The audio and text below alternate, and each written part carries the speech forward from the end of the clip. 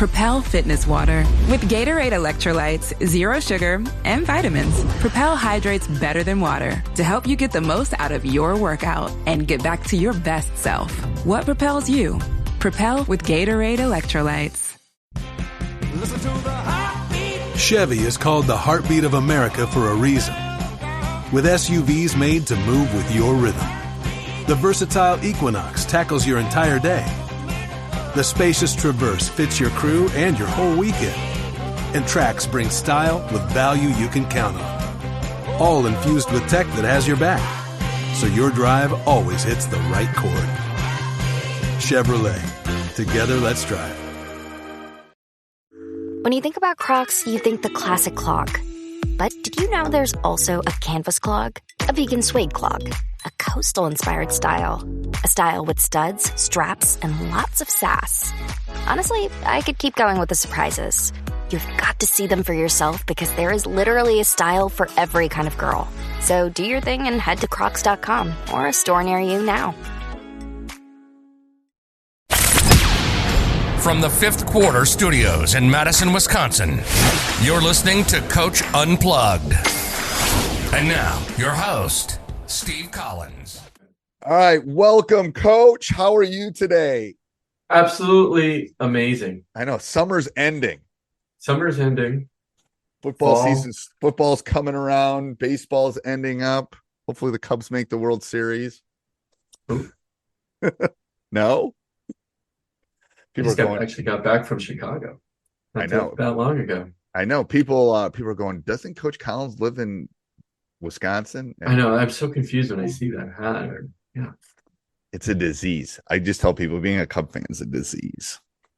It really is. All right.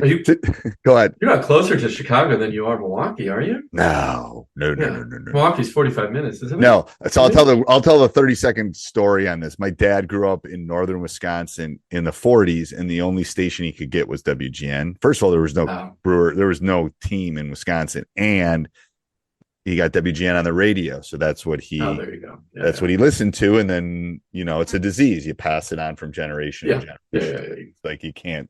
Yeah. Well, my son's a Packer fan because I obviously grew up in Wisconsin. So I know. I won't tell you. I'm going to opening day. At Soldier Field.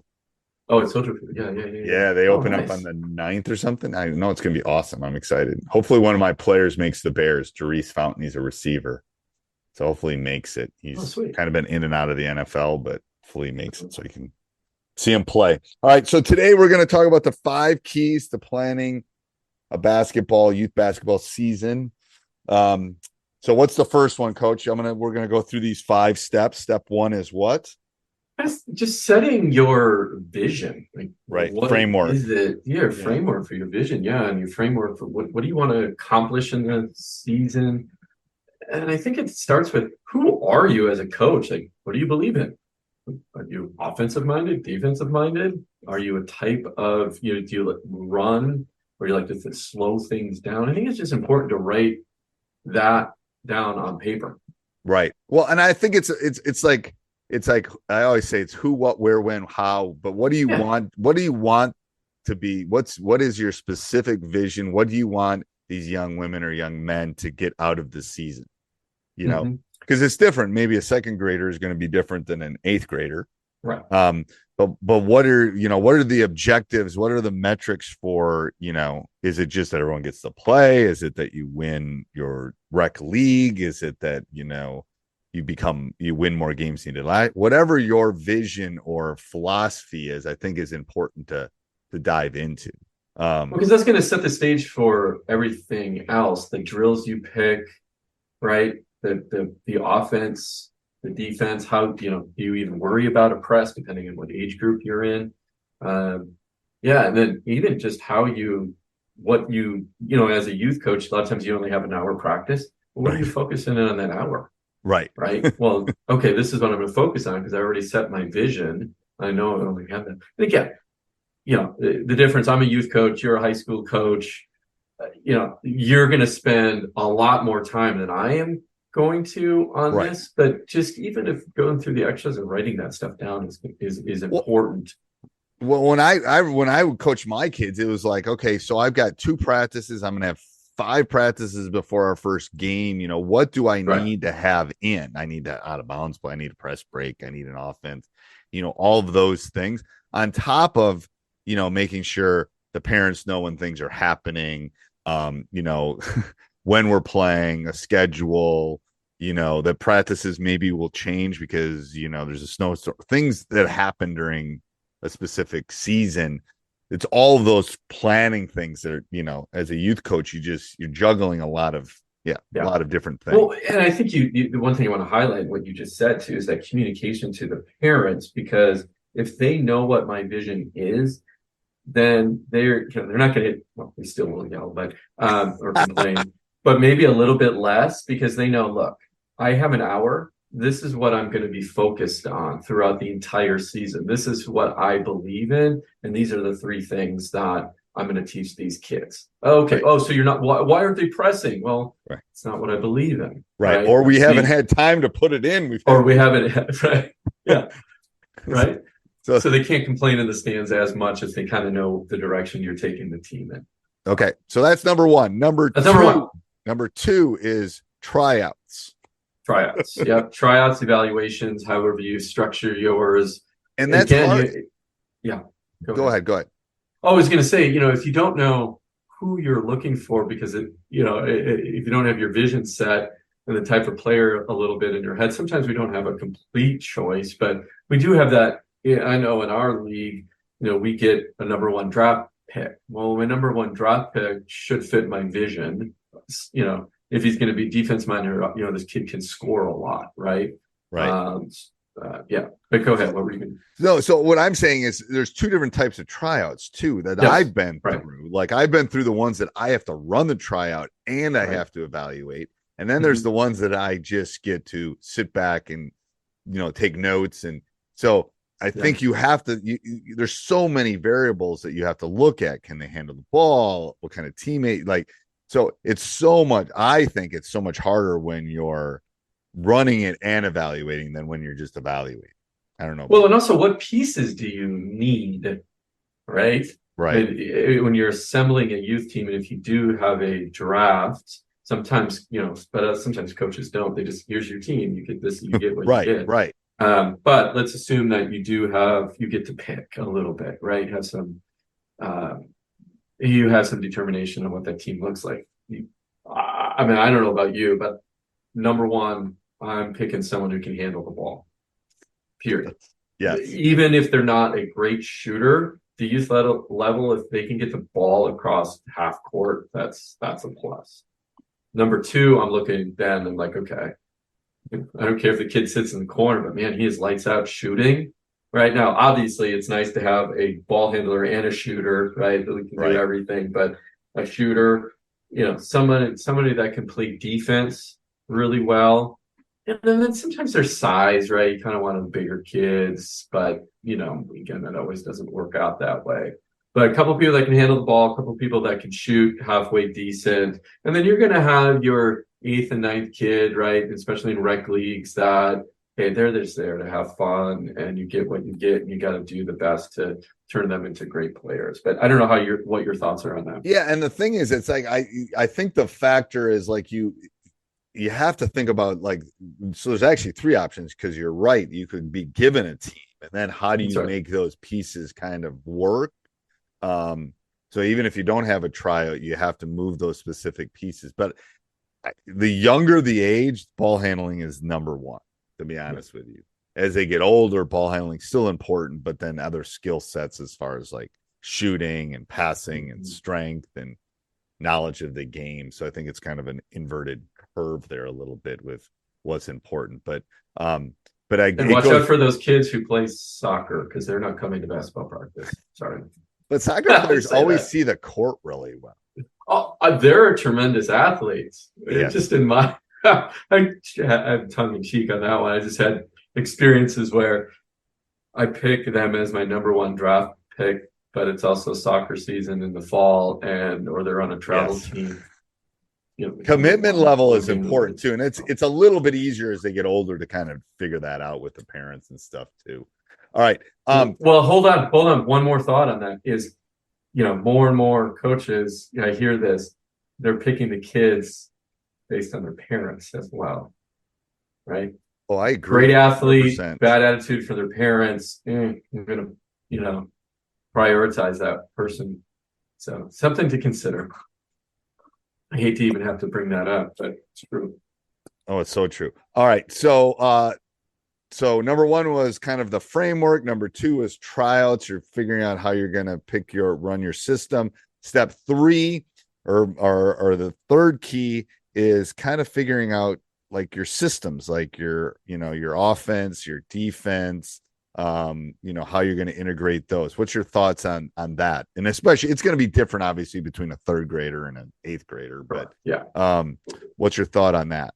Well, and it goes back to your philosophy, right? And so what we set up in the beginning, it's really important to pick, if you're in a youth level, let's pick an average youth team, not an exceptional one and not a really bad one. But, most what I've been seeing, you're doing a 5-out or a 4-out 1-in, right? And keep it simple. And I wouldn't worry so much about the offense that you're running, but more about the concepts that you're teaching. Okay, what does that mean? Well, don't be so strict on the rules of a complete 5-out offense. So, we have these, right. I came up with all these ABCs, right? So remember the ABCs, right? Always be cutting and screening. That really is a 5-out off, works really nicely in a 5-out offense. But when that offense breaks down, the kids need something. They need to know what the next step is, and you don't want them to think too much. So after you pass, you cut. So set those rules and make it simple. 3 or 4 things max that you do in your offense. And I think you got to do that both on the offense and the defense. Like if you're playing a basic man, what are you doing? Are you pushing baseline? Are you, are you no middle? Are you pack line? Are you running a zone? Whatever you're doing. Yeah. Again, if you're having 5 days a week practice and 1 day a week practice is different. That's right. Yeah. But I think you got to break those systems down. You got to analyze, what I try to do too is I try to take that first practice and figure out what I got. Because tryouts is one thing, and then it's like, okay, we've got some ball handlers, or we've got some kids that have played before. We have some kids that don't play before, or because that's gonna correlate to your your walkthroughs, your demonstrations, how you're going to teach things, how what kind of offense you can run, what kind of defense you can run, how you will break the press. You got it, either given the team or tryouts, you got to. I always say that first practice should be kind of a deep dive into your team. Do some passing drills, some shooting drills, do some just to kind of all right, this is better than I thought, or this is worse than I thought, just to kind of analyze it. But I think all those systems are important, but you got to know what you got to know the ingredients that are sitting on the kitchen table before you make the soup. You can't just, start making the soup and not have enough onions. That's right. Yeah, exactly. That's funny though. Yeah. So I go into it with a basic, very high level thought of what I want to do. So literally just did this, had 8 players, and I ran them through the basic offense, just really basic. And then for me, that I'm just like, do they get it? And let's see what they do. And then that's where I kind of start asking them questions, even at the young level. Obviously the questions are, based on their age level, what you should be teaching them at that age level. But this was 7th and 8th grade. So I asked them, okay, I ran you through the basic set on offense. We did the same thing at defense. So on offense, I asked them, where do you see the opportunities? Where do you see other things off of this? What are the reads? Right. And they listed 1, 2, or 3 things. So I want them to think about it. Yes. On the defensive side, I showed them my basic defensive scheme. And then I asked them, where are the holes? Where are the gaps? What's going to happen? And I don't mean what's going to happen in every scenario, but just as a generic at a high level, where do you see this not working, and where do you see opportunities and what do we really have to focus on in order to be good? Right. Yeah. And you'd be surprised, kids will come up with those answers. Oh God, we really need to be, halfway between our player and the ball on the weak side, or otherwise there's going to be a big gap there. Like, oh, right. Yeah, perfect. Good. Yeah.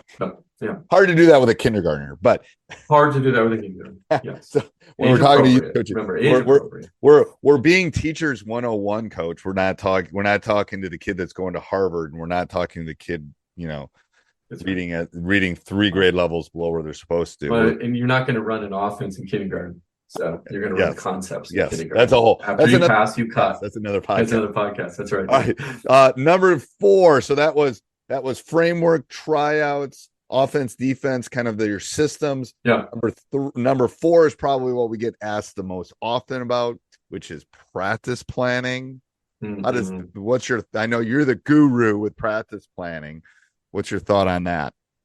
Well, it boils down to, obviously you have to have all of those things set before and know what you're going to do, right? Because otherwise you're not going to be able to put a good practice plan together. But I think off of that, you kind of want to understand.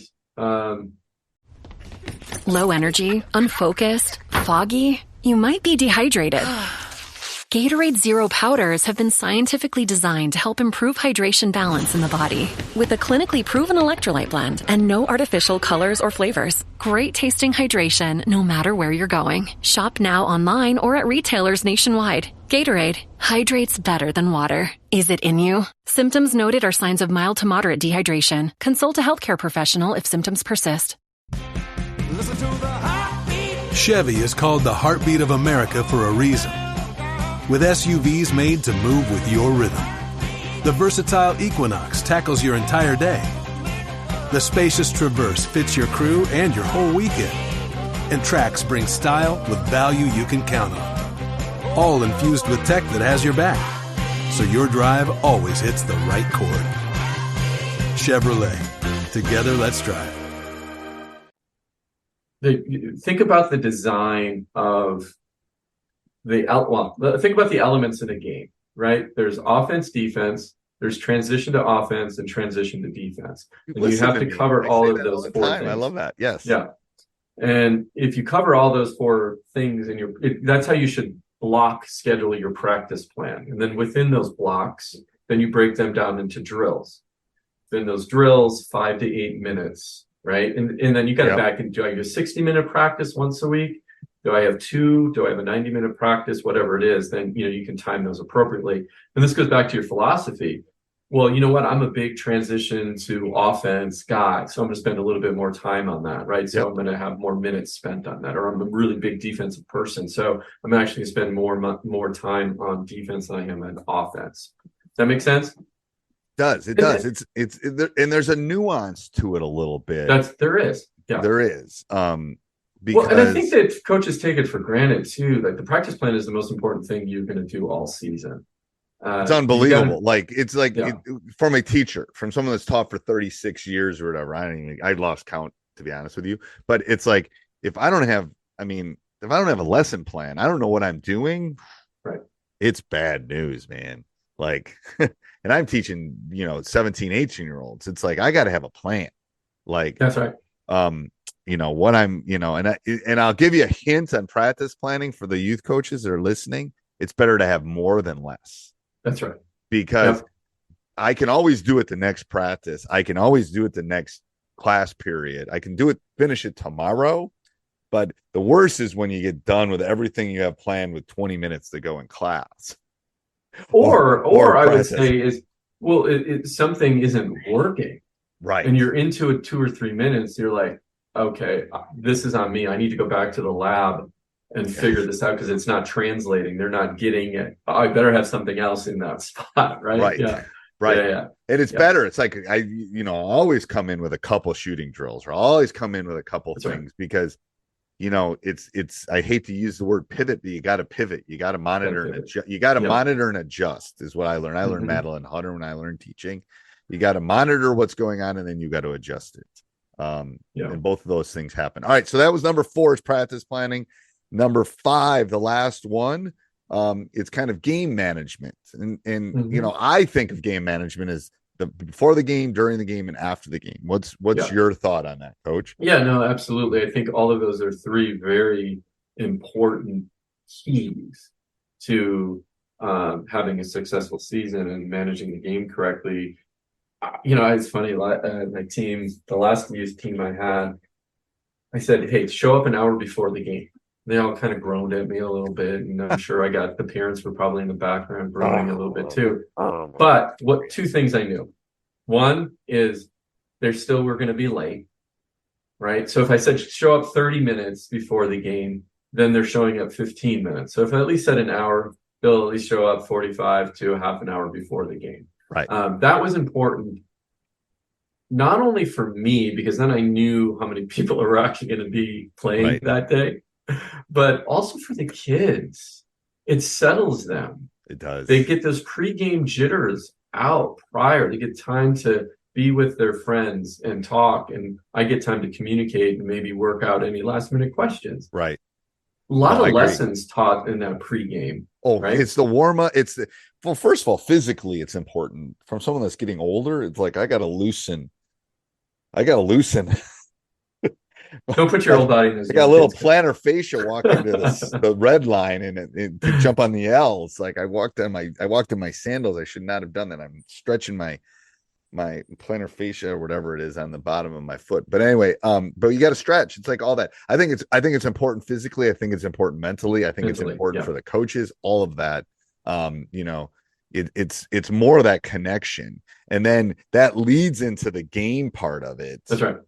Where now I have their attention for timeouts. I have their attention on substitutions. I have their attention on, you know, how we're kind of running the bench and, you know, how the rotations are going in the middle of July or whatever we're doing or whenever we're coaching our youth team. And then tell me about a timeout though. What? How do you manage a timeout? How do I manage a timeout? Yeah. What do you say? So, and when do you call it? When are you thinking about calling a timeout? What do you do? What do you say in that timeout? Yeah, there's a couple things. I usually take 15 seconds to gather my thoughts if it's a full timeout, which is a minute. And then I'm kind of reading the specific situation at that point. You know, am I calling it to change momentum? Am I calling it because we're doing well? Am I calling because we need a rest because I have 6 people and no one else has showed up and we're all tired? So there's different reasons for the timeouts. But then I have read that at most 2 things, ideally 1 thing in the timeout, but at most 2. And the most important one should be the last thing they hear when they're walking out of the timeout. Because that's what they're going to remember. It's TikTok, people. It's TikTok. Their attention spans. But so if it's like getting back on defense or blocking out, let's say one of those things, I'm going to say that to them more than 1 time. And I'm going to definitely say it to them at the end and as they're leaving. But that's kind of how I run my timeouts. I think timeouts are you know, there's a pivot there. It just matters how, you know, what's going to happen. And then what about post game? What do you do in post game, Coach? So post game, I have the players recognize something that another player did. Because I think that, again, talks about being a team and they're not focused on themselves. They're focused on someone else and say, giving a gift, right? Calling, so that's one thing. And I do a quick recap. And it depends on the level, right? Again, your 3rd grade, I still do that exercise. Hey, whose game did you like and why? Right. And, why did you like it? And then I'll say a couple positive things and say, hey, okay, next practice, we need to get a little bit better at, X, Y, and Z. I sometimes I sometimes at the youth level even grab the parents and say, hey, let's come in. Let's talk about, remember, we have practice on Tuesday and we have this. And idea, remember, it's like, it's the community that we're trying to build. We're running out of time here, Coach, but let's talk about Coaching Youth Hoops Masterclass. I want you to dive into that. Yeah. And how that's related. Let me go through the 5 things we talked about. Let's do it. Yeah. Framework, right? We talked about tryouts. We talked about offense and defense or kind of planning it out. We talked about practice planning and we talked about game management. Why are those important, Coach? Well, yeah. And, this is how you're going to kick off your season and do it right and have a successful season at the end, looking back. But we just give you a glimpse. There's a lot more detail that goes into planning a season. Yes. And that's why we decided to put the masterclass together. And you can go take a look at it at coachingyouthhoopsmasterclass.com. Again, coachingyouthhoopsmasterclass.com. We're going to dive deep into each of the 5 subjects we just talked about. You're going to have you'll have access to worksheets, so you can create your vision. We're going to show you how to create a practice plan, how to create drills within that practice plan. Basically, everything you need to start get ready for the season. Off. And I'm excited because a couple of those topics I'm going to get in front of a whiteboard. And coach in front of a whiteboard. Coach in front of a Look whiteboard. out. Pretty cool thing. Let me tell you. Not sitting in my office behind all my Disney stuff. I'm going to be in front of a whiteboard, kind of helping, and Coach and I are going to kind of batter back and forth and talk about some specific things. But and I think what's important too is how we broke it up. It's over. We didn't want to, you can take it all in one time, but it is over 5 days. 30 minutes to 45 minutes max to do each exercise. So it's broken, or you could take a Saturday and sit down and do the whole thing. But we wanted to make sure that, you can get through the exercises in a limited amount of time. Again, remember, this is for youth coaches. Yeah. If you're, kindergarten through 8th grade, 6 through that 14 age group, we don't go in depth, go to, you might do at the high school level. That's teach hoops. That's teach hoops. Yeah. Right. But Coaching Youth Hoops masterclass.com. I will put the link down below. So if you're listening to this or watching this or doing whatever, I'll put the link down below. But Coaching Youth Hoops masterclass, we're limiting it because Coach and I, first of all, are 90 days away from our basketball season starting. So we can't take 6,000 people into this. So we're going to limit the number. So coaching you. Yeah, we want to be there to help you. Yes. Right. So you can be there as a resource. So we can only do so much. There's only 2 of us. There's only 2 of us. All right. Anything else, Coach? That's it, coaches. Thanks for listening and good luck planning your season. We're here to help. Good luck. Bye-bye. Booking.com is the easiest way from a day surrounded by noise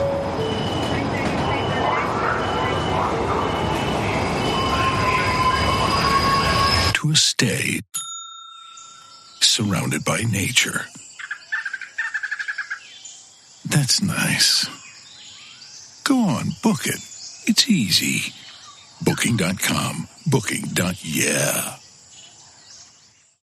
Close your eyes, exhale, feel your body relax, and let go of whatever you're carrying today. Well, I'm letting go of the worry that I wouldn't get my new contacts in time for this class. I got them delivered free from 1-800-CONTACTS. Oh my gosh, they're so fast. And breathe. Oh, sorry. I almost couldn't breathe when I saw the discount they gave me on my first order. Oh, sorry. Namaste. Visit 1-800-CONTACTS.com today to save on your first order. 1-800-CONTACTS.